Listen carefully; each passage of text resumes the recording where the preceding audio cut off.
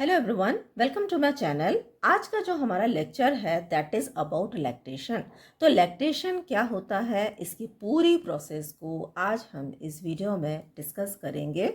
जैसे ही डिलीवरी होती है, डिलीवरी के बाद में जो बेबी है, अब ये अपने न्यूट्रिशन को पूरी तरीके से मदर के मिल्क से ही डिराइव करता है। तो मिल्क का बनना मेमोरी ग्लैंड्स के अंदर बहुत ज़रूरी है। तो ये एकदम से तुरंत प्रोसेस नहीं होती।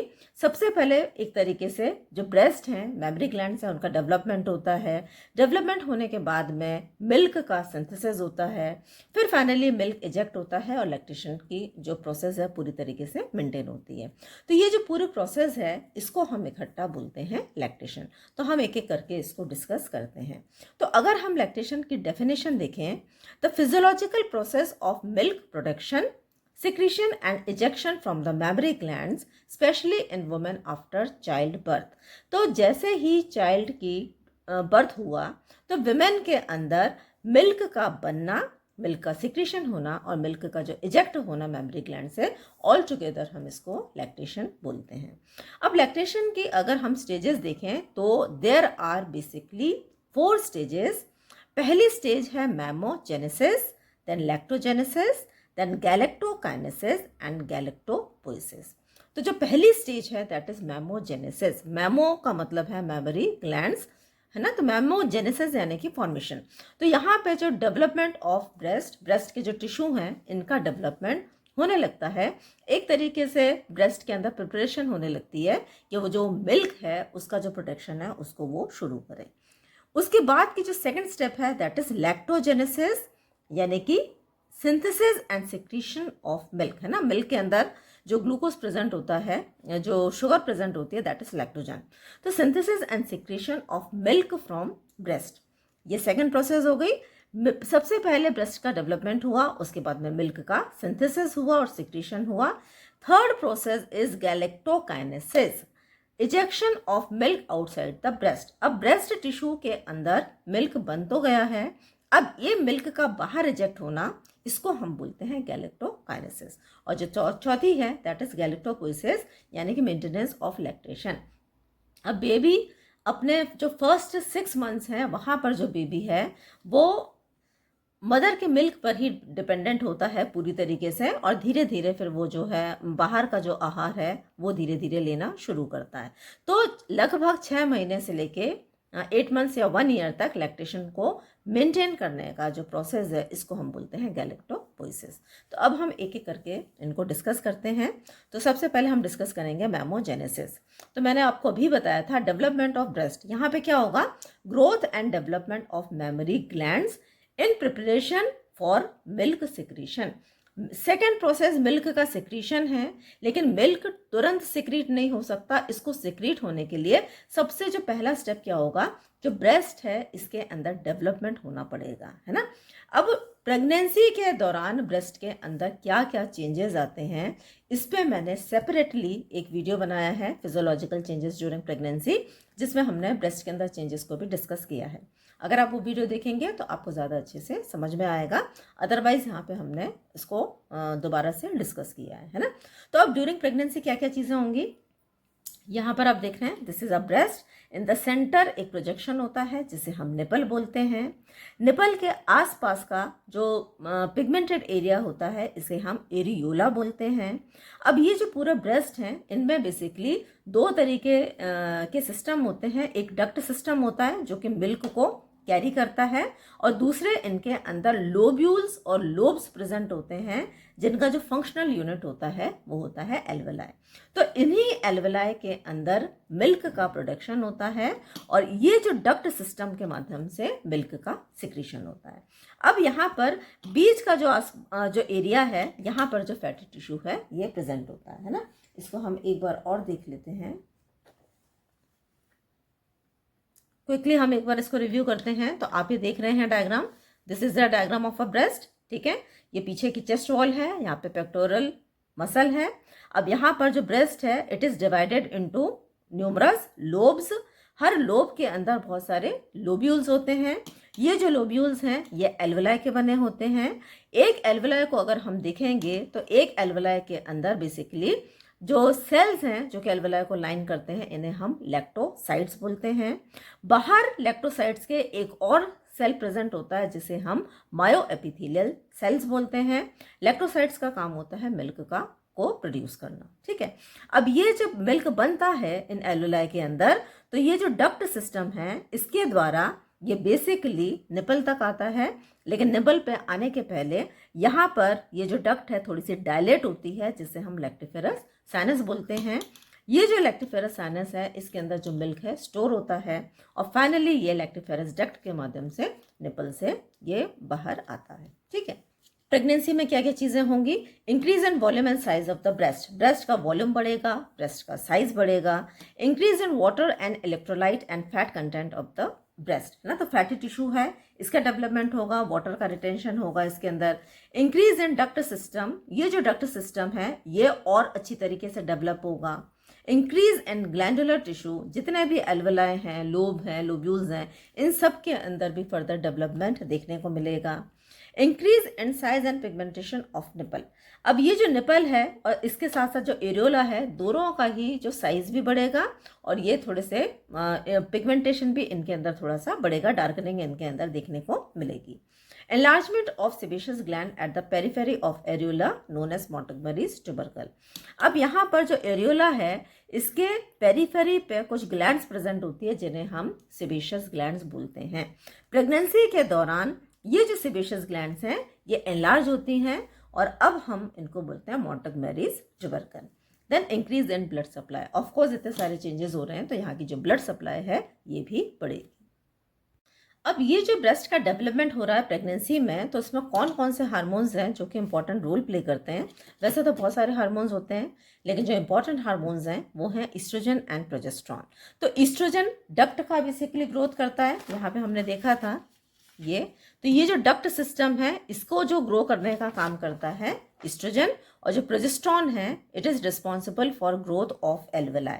ये जो एल्वेलाई हैं जो कि लोब्यूल्स को बना रहे हैं इसको जो बनाता है वो है प्रोजेस्टेरॉन, ठीक है। अब प्लेसेंटल लैक्टोजेंस भी रिलीज होते हैं and they are responsible for growth of milk producing cell in the alveoli, तो इनका भी जो बेसिक रोल है एल्वेलाई की ग्रोथ के लिए होते हैं।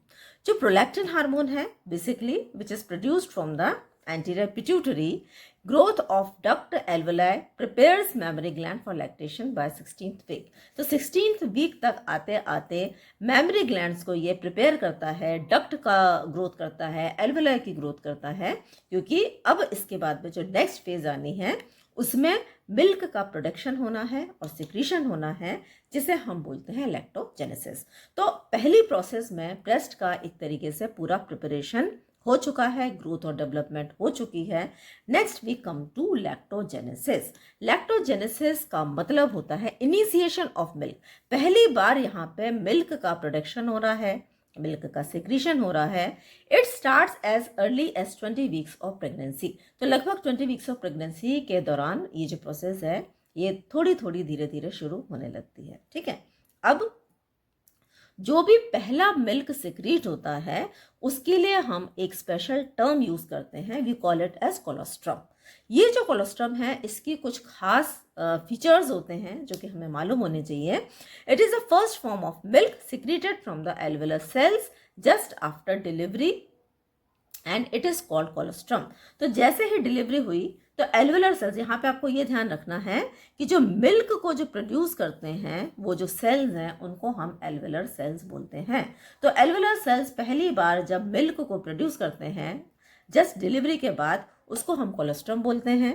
कोलोस्ट्रम की खास बात ये होती है कि ये लेमन येलो कलर का होता है, थोड़ा सा थिक फ्लूइड होता है and it is release first few days after birth, है ना। जैसे ही बेबी का बर्थ होता है तो स्टार्टिंग के जो कुछ दिन जो मिल्क सिक्रीट होता है उसको हम बोलते हैं कोलोस्ट्रम।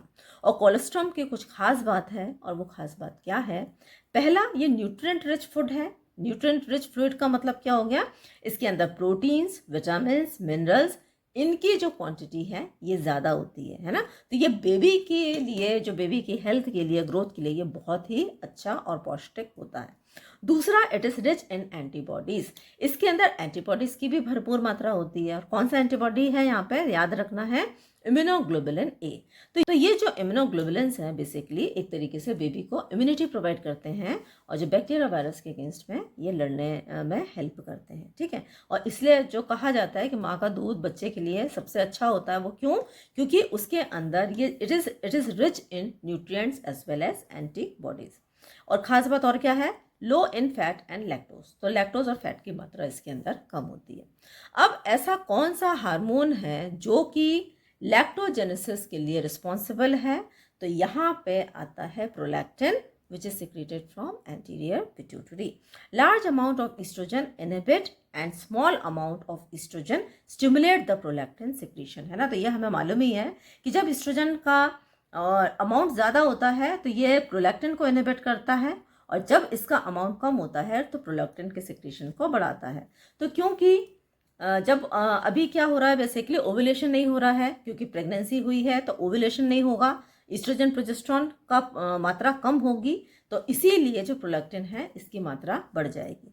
तो after delivery estrogen and progesterone level decrease हो जाते हैं और प्रोलैक्टिन का जो है ये लार्ज अमाउंट में बेसिकली सिक्रेट होने लगता है, और इसकी वजह से there is profuse milk secretion from the breast, है ना। तो ब्रेस्ट से जो मिल्क का जो सिक्रीशन है ये बढ़ जाता है। अब ब्रेस्ट का डेवलपमेंट भी हो चुका है, मिल्क का सिक्रीशन भी हो चुका है। तीसरी प्रोसेस पे हम आ जाते हैं, that is galactokinesis. It is the discharge of milk from the mammary gland. अब मैमरी ग्लैंड से जो मिल्क का निकलना, इस प्रोसेस को हम बोलते हैं गैलेक्टोकाइनेसिस, ठीक है। It is a reflex phenomena, ये एक रिफ्लेक्स फिनोमेना होता है। और क्या होता है? It is also called milk ejection reflex और मिल्क लेट डाउन रिफ्लेक्स और न्यूरो एंडोक्राइन रिफ्लेक्स। तो हम इस रिफ्लेक्स को मिल्क इजेक्शन रिफ्लेक्स भी बोलते हैं, and we can also call it as milk let down reflex and neuro endocrine reflex. अब क्योंकि ये रिफ्लेक्स है तो इसका एक पाथवे भी होगा, तो इसके पाथवे को हमको डिस्कस करना है, और पाथवे में हम इसको डायग्रामेटिकली भी डिस्कस करेंगे, है ना। तो पाथवे हम डिस्कस करते हैं। तो सबसे पहले sucking of the nipple by the baby. अब यहाँ पे देख रहे हैं, दिस इज द डायग्राम। तो यहाँ पे दिस इज द ब्रेस्ट। अब यहाँ पर जैसे ही बेबी निपल को सक करता है मदर के, touch receptors present in nipple and nerve endings are stimulated. ये जो निपल है इसके आसपास में एक पिगमेंटेड एरिया होता है जिसे हम बोलते हैं एरियोला, और यहाँ पर एरियोला में और निपल के अंदर कुछ टच रिसेप्टर्स प्रेजेंट होते हैं और जो नर्व एंडिंग्स हैं प्रेजेंट होती हैं। जैसे ही बेबी निपल को सक करता है, टच रिसेप्टर्स और जो नर्व एंडिंग्स हैं ये स्टिमुलेट होती हैं। अब यहाँ से afferent fibres conduct impulses to cerebral cortex. तो यहाँ से एफरेंट इम्पल्सेस स्पाइनल कॉर्ड से होती हुई, सेरेब्रल कॉर्टेक्स से होती हुई, दे गो टू हाइपोथैलेमस। अब हाइपोथैलेमस के अंदर न्यूक्लियस होता है, पैरावेंट्रिकुलर न्यूक्लियस। ये जो पैरावेंट्रिकुलर न्यूक्लियस है बेसिकली ये सिंथेसाइज करता है ऑक्सीटोसिन को, और ऑक्सीटोसिन फिर हाइपोथैलेमो हाइपोफिजियल ट्रैक्ट के माध्यम से it comes to the posterior pituitary. तो अब ये कहाँ आ गया? पोस्टीरियर पिट्यूटरी में, और पोस्टीरियर पिट्यूटरी से अब ये रिलीज होता है oxytocin, and then it comes into the blood, है ना। ब्लड में आएगा क्योंकि एक एंडोक्राइन हार्मोन है। ब्लड से it comes to the breast. अब ब्रेस्ट में इसका कहाँ पे सबसे बड़ा फंक्शन है? तो इसका जो इम्पोर्टेंट फंक्शन कहाँ पे है? एल्वेलाई पे, है ना। मैंने आपको भी बताया था ब्रेस्ट के अंदर लोब्स होते हैं, lobes are made up of lobules and lobules are made up of alveoli. Alveoli is the functional unit of the breast. तो यहाँ पर देखें, इस एक एल्वेलाई को मैंने यहाँ पर एनलार्ज कर दिया है समझने के लिए। तो ये जो एल्वेलाई है इसके अंदर ये जो सेल्स हैं इनको हम बोलते हैं, दीज आर नोन एज लैक्टोसाइट्स, जो कि मिल्क को प्रोड्यूस करते हैं, ठीक है। इसको भी हम लिख लेते हैं,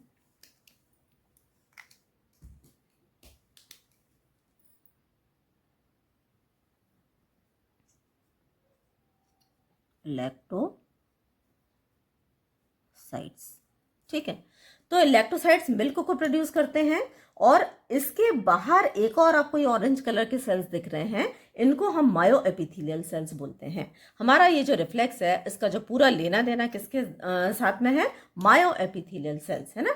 तो लैक्टोसाइट्स ने तो मिल्क को प्रोड्यूस कर दिया एल्वेलाई के अंदर। अब ये जो ऑक्सीटोसिन यहाँ से रिलीज हुआ था, it causes the contraction of the myoepithelial cells. जैसे ही मायोएपिथेलियल सेल्स को ये कॉन्ट्रैक्ट करेगा, मिल्क तो बना हुआ है, वैसे ही ये जो मिल्क है ये डक्ट सिस्टम के अंदर आएगा, और डक्ट सिस्टम से होते हुए देखें यहाँ पे जो इंट्रालोबुलर डक्ट सब आपस में मिलती हैं और फाइनली ये जो है लैक्टिफेरस डक्ट के अंदर ये ड्रेन करती हैं and the milk comes out of the nipple into the babies mouth, है ना। तो ये जो रिफ्लेक्स है यहाँ पे क्या हो गया, ultimately there is ejection of milk. तो ये जो रिफ्लेक्स है इसे हम बोलते हैं मिल्क इजेक्शन रिफ्लेक्स। और क्योंकि यहाँ पर basically it is a neuro endocrine reflex, क्योंकि यहाँ पे जो एफरेंट पाथवे भी है और यहाँ पे जो हार्मोन है वो भी रिलीज हो रहा है, तो हम इसको न्यूरो एंडोक्राइन रिफ्लेक्स भी बोलते हैं। ठीक है, अब कौन सा हार्मोन यहाँ पे इंपॉर्टेंट रोल प्ले कर रहा है, तो ऑफकोर्स ऑक्सीटोसिन कर रहा है। It is a posterior pituitary hormone हम इसको बोलते हैं, लेकिन एक्चुअली में ये जो बनता है वो हाइपोथैलेमस के अंदर ये बनता है ना। और ऑक्सीटोसिन का एक रोल और होता है जो कि हमने यहाँ मेंशन नहीं किया क्योंकि कन्फ्यूजन ना हो, ये यूट्राइन मसल्स को भी कॉन्ट्रैक्ट करता है और जो बेबी की जो डिलीवरी है उसमें ये हेल्प करता है, इट हेल्प्स इन पर्चुरेशन। ओके, तो हमने डेवलपमेंट ऑफ मेमोरी ग्लैंड्स पढ़ लिया, फिर हमने मिल्क कैसे बनता है वो पढ़ लिया, फिर हमने मिल्क कैसे इजेक्ट होता है वो पढ़ लिया। अब ज़रूरी है कि अब बेबी को कम से कम 6 महीने तक तो वो माँ के दूध पर ही निर्भर होता है और 1 साल तक भी 6 महीने के बाद में भी लगभग एक तरीके से ऊपर का बेबी आहार लेता है, लेकिन उसको फिर भी थोड़ी सी मदर के मिल्क की आवश्यकता होती है ना। तो अब ज़रूरी है कि ये जो मिल्क का सेक्रेशन है लगभग ये 7 से 9 महीने ऑफ डिलीवरी तक मेंटेन हो। इस प्रोसेस को हम बोलते हैं गैलेक्टोपोइसिस। अब गैलेक्टोपोइसिस किन फैक्टर्स पर डिपेंड करेगी, तो पहला न्यूट्रिशन ऑफ द मदर। माँ जितने ज़्यादा न्यूट्रिटिव सब्सटेंसेस अपने डाइट में लेगी उतना ही ज़्यादा उसके अंदर मिल्क सिक्रीशन होगा, है ना। तो जो लैक्टेटिंग मदर होती हैं उनको अपने खान पान का बहुत ध्यान रखना होता है। जितना अच्छे से खाना खाएंगे उतना ही अच्छे से मिल्क का जो मेंटेनेंस होगा। Then continuous expulsion, the more the baby feed itself the more is the milk produced. जितना ज़्यादा बेबी मिल्क को पिएगा, फीड करेगा, उतना ही ज़्यादा मिल्क का यहाँ पर एक्सपल्शन होगा। ठीक है, देन हार्मोन्स अगर हम देखेंगे तो हार्मोन्स कौन कौन से यहाँ पे रोल प्ले करते हैं, prolactin, growth hormone, thyroxine, cortisol and parathyroid hormone. These are the hormones जो कि ये पूरी प्रोसेस को मेंटेन करने का काम करते हैं। ठीक है, effect of lactation on menstrual cycle. तो लैक्टेशन का मेंस्ट्रुअल साइकिल पे बेसिकली क्या इफेक्ट होता है, menstrual cycle does not occur in women who nurses her child for about 24 to 40 weeks of delivery। तो डिलीवरी के लगभग 24 से 30 वीक्स तक फीमेल के अंदर, विमेन के अंदर मेंस्ट्रुअल साइकिल नहीं होती, और मेंस्ट्रुअल साइकिल नहीं होगी तो क्या होगा, एमेनोरिया होगा। और वो एमेनोरिया जो कि लैक्टेशन की वजह से होता है इसे हम लैक्टेशनल एमेनोरिया बोलते हैं, है ना। तो ये आपको याद रखना है। The nursing the baby stimulate prolactin secretion. जितना मदर बेबी को नर्स करती है, जितना फीड करती है, उतना ही ज़्यादा जो प्रोलैक्टिन है इसका सिक्रीशन होता है, क्योंकि प्रोलैक्टिन बेसिकली करता क्या है, ये मिल्क को सिक्रेट करने का काम करता है ना। तो प्रोलैक्टिन का सिक्रीशन होता है और प्रोलैक्टिन का एक फंक्शन है, वो क्या फंक्शन है कि ये गोनाडोट्रोपिन सिक्रीशन को ही बेसिकली सप्रेस करता है। तो जब गोनाडोट्रोपिन सिक्रीशन को ये सप्रेस करता है तो it causes anovulation and amenorrhoea. तो मेंस्ट्रुअल साइकिल को भी ये रोकता है और इट कॉजेज एन ओव्यूलेशन, यानी कि ओव्यूलेशन को भी ये नहीं होने देता। तो जब तक बेबी मदर के मिल्क पर डिपेंडेंट रहता है उतने समय तक ना तो मेंस्ट्रुअल साइकिल फीमेल के अंदर होगी और ना ही उसके अंदर कोई ओव्यूलेशन होगा। और फाइनली हम थोड़ा सा ब्रेस्ट मिल्क को डिस्कस कर लेते हैं। तो जो ब्रेस्ट मिल्क है बेसिकली माँ का जो दूध होता है उससे अच्छा बेबी के लिए कुछ भी नहीं होता, क्योंकि अभी हमने पढ़ा उसके अंदर बहुत से न्यूट्रिएंट्स होते हैं। तो क्या क्या चीज़ें होती हैं, composition, late us discuss about them. Breast milk is the primary source of nutrition for newborn. It is composed of 87% water and 13% other components। तो बेसिकली लगभग 87% तो वाटर ही होता है मदर के मिल्क में, लेकिन जो 13% जो कॉम्पोनेंट्स हैं वो क्या क्या हैं देखते हैं हम। सबसे पहले कार्बोहाइड्रेट्स, कार्बोहाइड्रेट के अंदर lactose. It provides energy and help in calcium absorption, है ना। तो लैक्टोज होता है, लैक्टोज एक बहुत बड़ा सोर्स है, एनर्जी सोर्स है बेबी के लिए, और ये कैल्शियम एब्जॉर्प्शन में भी हेल्प करता है। फिर इसके अंदर प्रोटीन्स होते हैं। प्रोटीन कौन सा होगा, casein. It helps in digestion and calcium absorption. तो ये भी बेसिकली कैल्शियम एब्जॉर्प्शन करता है और डाइजेशन में भी इसका रोल है। फिर इसके अलावा वे प्रोटीन भी मदर के मिल्क के अंदर प्रेजेंट होते हैं जो कि इजीली डाइजेस्टेबल होते हैं और बेबी उसको, इन्फेंट उसको आसानी से एब्जॉर्ब कर सकता है। और ये इम्यूनिटी प्रोवाइड करने का काम भी करते हैं। फिर इसके अंदर फैट्स होते हैं, और फैट्स कौन से होते हैं? एसेंशियल फैटी एसिड्स होते हैं। बेसिकली ये बेबी के, इन्फेंट के ब्रेन का, उसके विजन का और उसका जो इम्यून डेवलपमेंट है वो करने में सहायक होते हैं। विटामिन हम देखेंगे तो दोनों ही तरीके के विटामिन प्रेजेंट होते हैं, fat soluble and water soluble. Fat soluble कौन कौन से होते हैं? ए, डी, ई के। और जो वाटर सॉल्युबल होते हैं vitamin B complex and vitamin C. Minerals कई सारे होते हैं, calcium, phosphorus, sodium, potassium, zinc. Immune factors हम देखेंगे तो अभी हमने पढ़ा था एंटीबॉडीज प्रेजेंट होती हैं, specially immunoglobulin A, then lactoferrin, lysozyme, ये सारी चीज़ें प्रेजेंट होती हैं। WBC भी प्रेजेंट होते हैं जो कि एक तरीके से इन्फेंट को इन्फेक्शन के अगेंस्ट प्रोटेक्ट करते हैं। और फाइनली एंजाइम्स और हार्मोन्स जो कि they are responsible for digestion और वो ग्रोथ और डेवलपमेंट भी करते हैं। Finally let us discuss about flow of milk. तो मिल्क बनता है एल्वेलाई के अंदर, जो कि फंक्शनल यूनिट है ब्रेस्ट की। एल्वेलाई में बनने के बाद में ये इंट्रालोबुलर डक्ट के अंदर जाएगा, वहाँ से ये इंटरलोबुलर डक्ट में जाएगा। इंटरलोबुलर डक्ट मिलकर बनाती है लैक्टिफेरस डक्ट। ये लैक्टिफेरस डक्ट है, बेसिकली ये लैक्टिफेरस साइनस के अंदर ओपन करती हैं। जो लैक्टिफेरस साइनस है ये छोटा सा डायलेटेड एरिया होता है, यहाँ पर मिल्क जाकर टेम्परेरीली स्टोर करता है। जैसे ही बेबी निपल को सक करता है तो ये जो स्टोर्ड मिल्क है it comes into the babies mouth, है ना। तो अल्टीमेटली लैक्टिफेरस साइनस से निपल के माध्यम से जो मिल्क है it is ejected out. Okay, तो ये था हमारा आज का लेक्चर। तो आज हमने लैक्टेशन को एक तरीके से पूरी जो स्टेजेस हैं उसके बारे में हमने समझा। तो आई होप आपको ये वीडियो समझ में आया होगा। अगर वीडियो आपको पसंद आया है तो वीडियो को लाइक करें, चैनल को सब्सक्राइब करें, वीडियो को शेयर करें। Thanks for watching.